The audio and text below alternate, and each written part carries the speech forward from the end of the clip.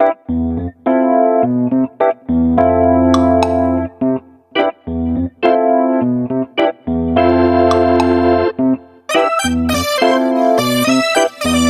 order for you to actually render your hair, you have to actually draw your hair. So you have to get your lazy ass up and either sketch or line out your hair, and then you can follow the tutorial like a normal person.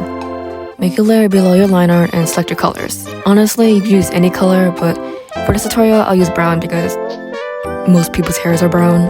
Select your base color of the hair and use that color as a reference for selecting your shadow and light. Make sure the shadow is dark enough into shifty hues towards the cooler tones. For the lighting, saturate and brighten the color and shift the hue towards a more warmer tone. You're probably wondering, why am I choosing a base color if the main two colors are just a darker and lighter shade?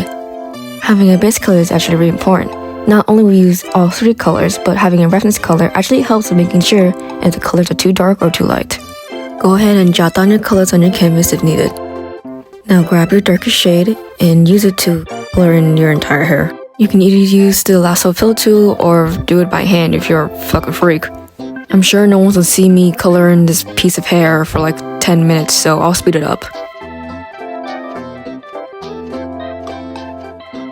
Once you're done coloring your hair, pick your lightest shade and begin to plan out where you want your direct light source to be. It can be anywhere like the top right, bottom right, the top left, and the bottom left. For this tutorial, I'll be using the top right for the light source because that's where most of the light source is hitting the hair. Using your preferred brush or the default soft felt tip brush, map out the light going to head out the hair. Don't be a dumbass like me and forget to press the alpha layer onto the layer. Once you planned out the light source, go ahead and fill it in.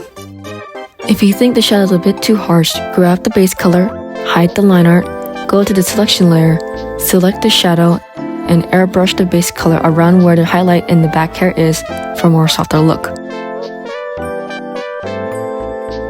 The next step is to grab the shadow color and block in the shadows. Make sure you drew enough hair tufts to block in the shadows. If not, then the effect won't work. The shadows are usually shaped in elongated triangles and are under the hair tufts. Shadows are also further away from where the main light source is, and also give shadow to the scalp to give it a 3D dimensional look and more volume. Then do thin pointed triangles to shadow part of the hair. This gives it a more dimensional look and add more details. Don't worry if it's messy or not because we will fix it later. Then you smoothen out the border between the light and the shadows. Make sure that the light bends towards the middle like a circle, since the hair bends around the skull and is not flat. The next step is to color pick the light source and do another set of triangles to identify the hair strands and add more detail. This gives the hair more dimension and overall a more detailed look. Color pick the base color and start to draw around the border of the light source and the shadow. Then color the inside the shadows around the scalp and under the hair tufts. It gives those areas a more softer look. You may also add additional hair strands and fix up some of the areas of the rendering. Use the same base color to color the back of the hair to make the face stand out more. With the same color, use it to draw some small reflective backlight of the hair. It's optional, but it adds some nice touches to the hair. Select a slightly darker shade of the base color and repeat the cycle of coloring around the border. This is to mimic the look of blended areas. Color pick the shadow and move it slightly brighter and repeat the same thing. I suggest trying not to use soft blending tools, as using it too much would result in the rendering looking muddy or too soft for the light to stand out. Color pick the light source and make your brush smaller to add more hair strands and details. Then pick a bright saturated color of your base color and shift the hue slightly to the warmer tones. Then go around all the shadows and add a saturated border to make your light source more realistic. Now that you're actually done with the actual rendering, it's time to add all the blending modes to finish your piece. Make a new layer and clip it to your base layer. Set the blending mode to color burn and use a bright color with around the same hue as your base color. Airbrush the hair and lower the opacity to your liking. Make a new clipping layer and change the blending mode to add. Get a bright yellow-orange color and airbrush the top where the light source is. Lower the opacity to your liking.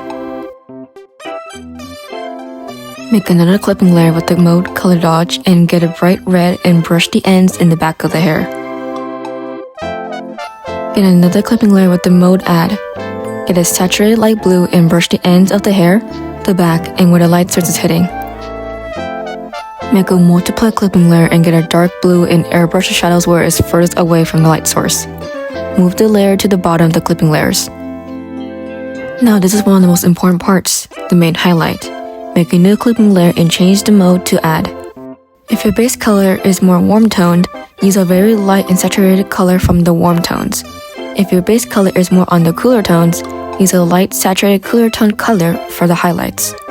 There are multiple ways to draw highlights. You can do a single line, small scribbles, a big rectangle, or the H highlights. You can use any, but today I'm going to be using the H highlights. Grab your lasso tool or a preferred brush and draw zigzag lines across the hair shaped like the letter H. Make sure to bend the highlights to make it more 3D dimensional. An optional choice is to add some highlights to the scalp as well. If you think the highlight is too bright, then alpha lock it and change the color to a less bright but more saturated color of your previous choice.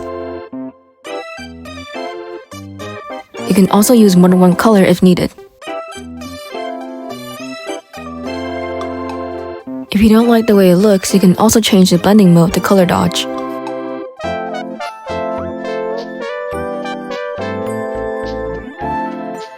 Make another color dodge layer and add some final touches of airbrush to the hair highlight.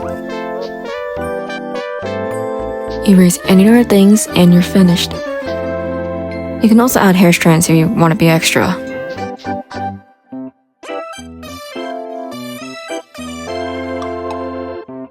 Go ahead and save your piece, and yeah, that's it. Here's the final piece, and thanks for watching, I guess. If this video does get viral, I could probably do more.